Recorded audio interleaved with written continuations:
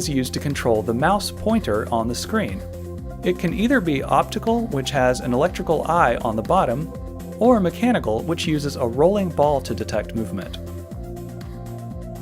Some people prefer to use a trackball or touchpad instead of a mouse. These use less desk space since they don't need to move around when you're using them. So those are the basic parts of a desktop computer. As you can see, each part plays an important role, and you'll become very familiar with these parts as you gain more experience with your computer.